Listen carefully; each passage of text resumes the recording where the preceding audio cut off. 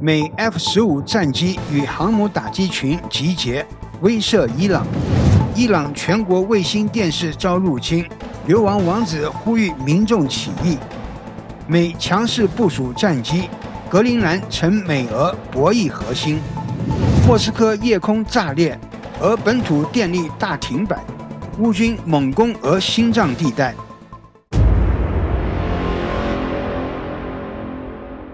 大家好，欢迎收看新冷战情室，我是雨桐，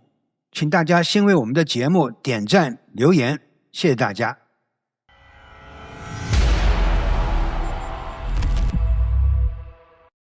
中东局势急剧升温，战云密布。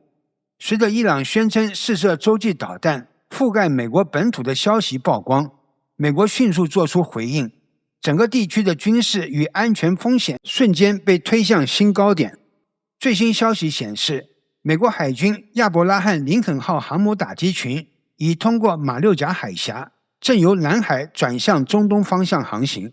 公开信息显示，此次调动与伊朗国内持续动荡密切相关，反映出华盛顿正在强化对中东地区的战略威慑。按照当前航速推算，该航母编队预计将在1月25日前后进入阿拉伯海，并进一步靠近波斯湾及霍尔木兹海峡。多方公开追踪数据显示，编队中的阿利伯克级驱逐舰斯普鲁恩斯号和麦克尔墨菲号于18日傍晚在接近马六甲海峡南口时开启自动识别系统，确认舰队已进入海峡水域。若保持巡航速度，林肯号打击群预计将在5至7天内正式进入美国中央司令部责任区。相关记录显示，此次航母转向源于五角大楼此前的战略调整。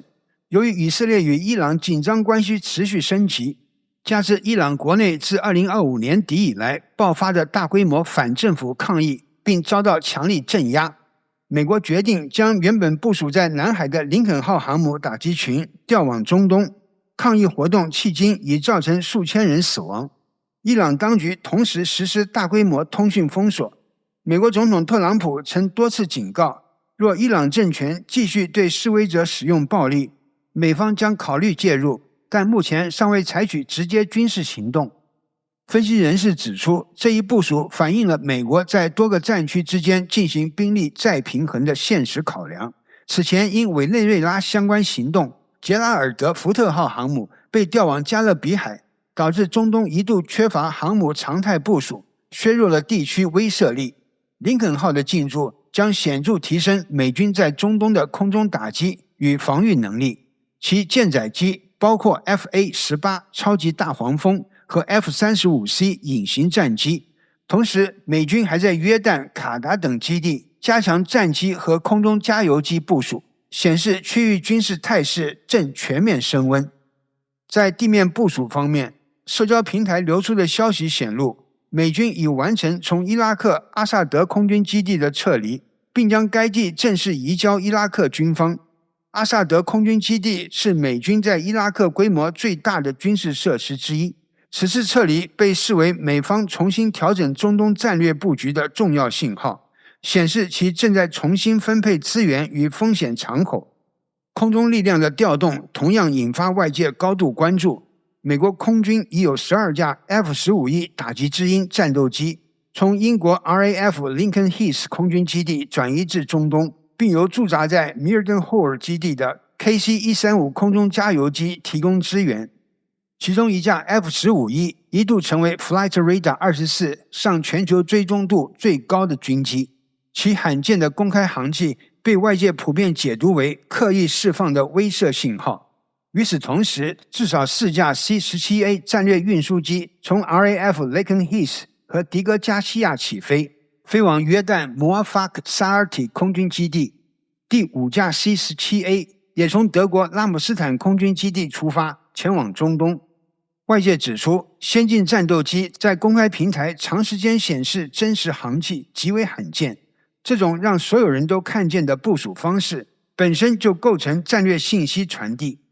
从军事层面看，此次部署不仅是力量前移，更是一种精准而克制的威慑。F-15E 具备远程打击与精确制导能力，其部署位置距离德黑兰核设施及伊朗革命卫队关键指挥节点约500英里，在必要情况下可迅速形成高强度空中打击能力。相关分析认为，这一动作意在明确传达信号，若伊朗方面继续升级挑衅，美军具备随时做出压倒性回应的能力。美军第48战斗机联队的行动被视为中央司令部整体战略的一部分，即通过高可见度的军事存在，迫使对手重新评估风险与成本，从而遏制局势失控。支持者认为，这并非鲁莽升级，而是经过精算的威慑手段，目的在于控制冲突，避免更大规模战争的爆发。此外，《华盛顿邮报》引述知情人士消息称，美国中央司令部已接获指令，要求所属军事人员在未来1个月内保持全天候待命状态，以随时提供高等级军事支援。一名五角大楼高级官员透露，美国总统在未来2至3周内仍可能再次下令对伊朗采取军事行动，相关兵力部署届时将全面到位，同时也有助于缓解以色列对自身安全形势的担忧。整体来看，中东正处于高度敏感的战略临界点，任何误判或突发事件都可能迅速引发连锁反应。以色列方面也同步进行高度戒备状态。欧洲工业防务报道指出，以色列航太工业公司 IAI 首席执行官博阿兹·莱维表示，以色列已为可能与伊朗爆发的新一轮冲突做好准备。自去年10月7日以来，以色列持续加速生产导弹拦截器，并强调在上一次大规模拦截行动中，拦截成功率达到 90%， 显示其防空体系仍处于高强度运转状态。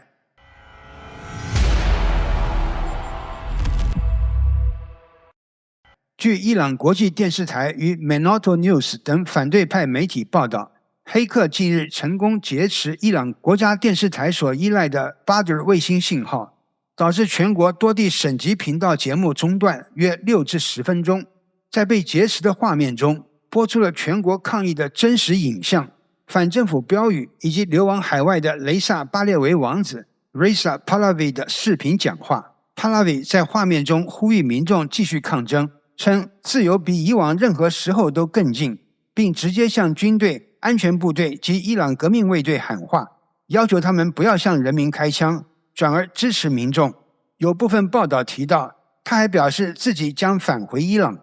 随后，帕拉维官方账号在 X 平台发布了近6分钟的劫持片段，并确认事件发生在德黑兰时间21点30分左右，称伊朗国家广播电视台多频道被短暂入侵，相关画面在全国播出。这一消息迅速传播，引发大量转发与讨论，包括耶路撒冷邮报、以色列时报、Yahoo News、India Today 等多家国际媒体相继跟进，确认此次卫星劫持事件属实。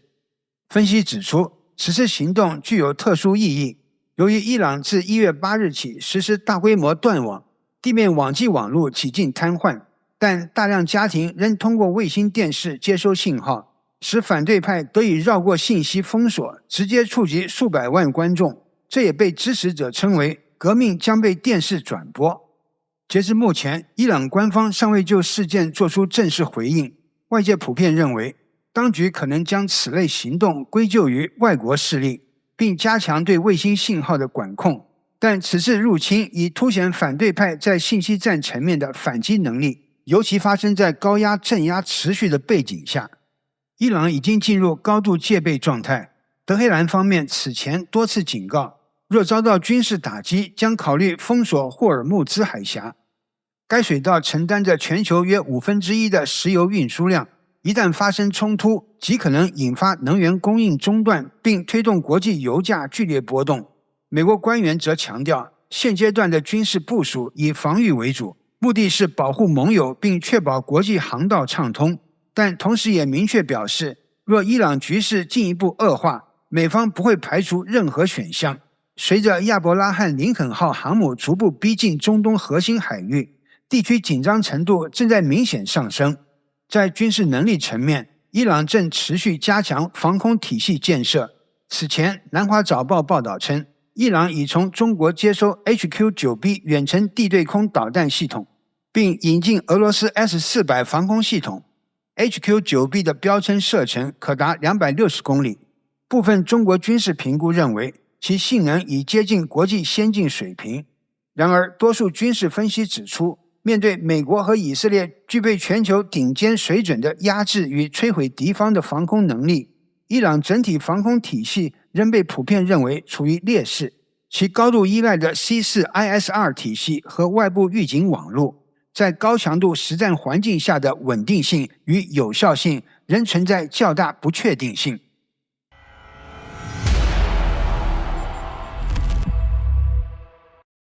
当地时间1月19日，多架美国空军 F-22 猛禽隐身战斗机与 F-16 战损战斗机相继进驻丹麦自治领地格陵兰岛，并伴随大量美军地勤人员和武器装备。相关画面在社交媒体迅速流传，立即引发国际社会对北极安全局势的高度关注。美国总统特朗普近日就格陵兰问题再度强硬表态，称华府将采取果断行动，消除俄罗斯对格陵兰构成的安全威胁。他在社交平台 Truth Social 上发文指出，北约多年来要求丹麦应对相关风险，但成效有限，现在是时候把事情解决掉。川普同时警告，若丹麦及部分欧洲国家继续反对美国取得格陵兰主权，美国将自2月1日起对丹麦、瑞典、法国、德国、荷兰、芬兰、英国和挪威等8国加值 10% 关税，并计划在6月将税率上调至 25%， 直至就全面收购格陵兰达成协议。白宫强调，在中共和俄罗斯势力持续扩张的背景下，格陵兰对美国国家安全具有关键意义。对此，上述8个欧洲国家发表联合声明，重申对北极安全的承诺，反对美方以关税施压，并警告此举将损害跨大西洋关系。丹麦及格陵兰领导人也再次明确表示，格陵兰是丹麦王国内的自治领土，非卖品，无意成为美国的一部分。欧洲官员指出，格陵兰目前已处于北约集体防御体系之下，安全并不存在真空。尽管分歧明显，外交沟通仍在持续。北约秘书长马克·吕特已就格陵兰和北极安全局势与川普通话，并表示将继续磋商，预计双方将在达沃斯论坛期间进一步讨论相关问题。与此同时，克里姆林宫也承认格陵兰在法律上属于丹麦，同时形容该岛局势高度敏感且具争议性。背景之一是，部分北约国家近期向格陵兰首府努克派兵，参与北极韧性行动，以显示对丹麦及格陵兰自治地位的支持。川普则将此视为欧洲阻挠美国战略目标的举动，并以关税作为回应手段。美国财政部长贝森特近日详细阐述了川普总统坚持推动收购格陵兰岛的核心原因，强调这并非一时之举，而是着眼于未来数十年的国家安全与地缘战略布局。贝森特指出，北极并非遥远的边缘地带，而是真实存在的潜在战场。在他看来，欧洲在安全问题上表现软弱，缺乏独立保护格陵兰的能力。一旦中俄势力介入并引发冲突，美国依据北约义务将不可避免被卷入战争。相较之下，若格陵兰直接成为美国的一部分，凭借美国的整体威慑力，反而可以在根本上避免战争爆发。贝森特在采访中表示，过去1个多世纪以来，美国历任总统都曾考虑过格陵兰的重要性。如今，随着导弹防御体系建设和北极战略地位上升，格陵兰对美国国家安全的价值更加凸显。川普的思考并非着眼于短期政治收益，而是针对未来可能出现的北极冲突提前布局。他强调，美国不会将自身安全，更不会将整个西半球的安全外包给其他国家。在谈及欧洲时，贝森特直言不讳地批评其战略失误。他回顾说，川普在第1任期内曾明确警告欧洲不要推进北溪2号管道，不要依赖俄罗斯能源，但欧洲最终仍通过购买俄罗斯石油，间接为俄罗斯的军事行动提供了资金支持。正因如此，美国必须在关键安全问题上掌握主导权。针对收购格陵兰是否只是谈判筹码的质疑，贝森特回应称，川普总统的立场非常明确，如果格陵兰不成为美国的一部分，其安全就无法得到根本保障。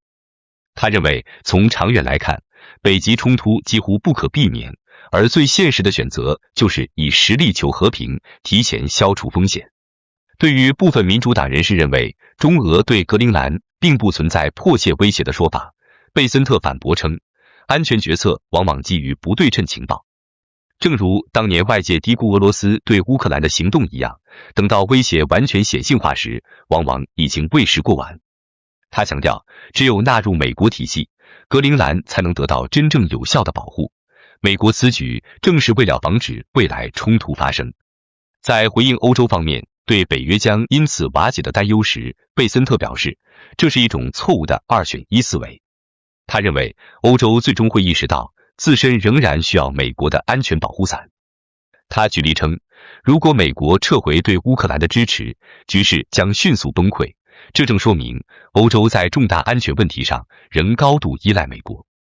贝森特总结称，从俄乌战争的现实可以看出，欧洲缺乏独立应对俄罗斯的能力，而川普正是希望避免类似冲突在格陵兰和北极地区重演。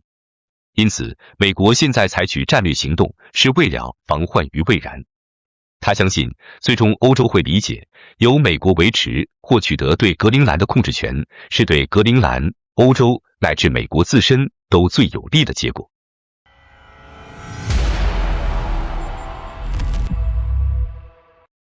乌克兰战场的最新战报显示，乌克兰针对俄罗斯电力系统的打击正持续升级。当地时间1月18日晚，莫斯科东北克拉斯诺扎沃茨克市的一座大型变电站遭无人机精准打击，伴随数次巨响和火光映入夜空，导致城市大面积停电。这是莫斯科2天内第2次遭遇类似袭击。尽管俄方声称恢复供电并否认遇袭，但外界质疑未消。此外，该地还设有关键化工厂，为俄军弹道导弹生产零部件。此外，半岛游击武装 AX 在布良斯克和莫斯科周边成功破坏电力及通信设施，焚毁电站并击毁防空阵地。整体来看，乌方这一轮针对俄本土及占领区的电力与后勤打击收效明显，成为俄军防御和供应链的严重挑战。前线战场的攻势同样猛烈。日前，乌军正使用海马斯多管火箭系统对俄战区发动打击，包括顿涅茨克西部工业区及其他控制区，摧毁变电站并引发大范围停电。在波克罗夫斯克方向，乌克兰第132独立侦察营完成了约900米区域的清剿行动，地点位于波克罗夫斯克以东的斯维特列附近。此次行动由地面部队与空中侦察协同执行，无人机持续监视，以便及时发现俄军并协调打击。战争研究所评估称，尽管俄军在赫里西内、罗金斯克等地持续施压，乌军仍保持战术反击能力，并能恢复阵地，而非单纯被动防御。另外，当地时间1月18日前后，乌克兰第68列兵旅针对俄军后勤补给线展开清剿与打击，通过无人机频繁袭击运输车辆，切断俄军补给，扰乱其对波克罗夫斯克的攻势。航拍画面显示，多辆俄军车辆在雪地中被击中燃烧，冒起黑烟。乌克兰第7军及特种部队在前线展开扫荡，仅昨日一天就清剿了近1公里区域。虽然在白热化的战场中，每推进100米都异常艰难，但乌军通过密集火力和无人机打击，已对俄军造成不小杀伤。波克罗夫斯克战场无人机与火炮覆盖密度极高，而俄军仍依靠添油战术持续增兵冲锋，并利用恶劣天气渗入阵地。此处俄方损失比几乎是各战场最高，因此被称为俄乌战争的绞肉场。乌军在扫荡后及时巩固阵地，也加强了自身后勤保障。从战略上看，波克罗夫斯克是乌东的重要交通要塞和钢铁门户，牵制了大量俄军兵力，过去多次反攻都围绕此地展开。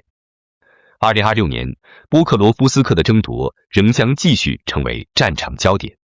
在恰索夫亚尔方向，乌军反击成功，在普雷德切内村重新站稳脚跟。前线各处，乌克兰武装部队持续构筑重要障碍线。顿巴斯地区出现多条新顿巴斯防线，并增设数十条带刺铁丝网防线。扎波罗热地区类似设施也在不断增加，俄军每一步推进都需付出高昂代价。同时，反无人机网在扎波罗热投入使用频率逐渐增多。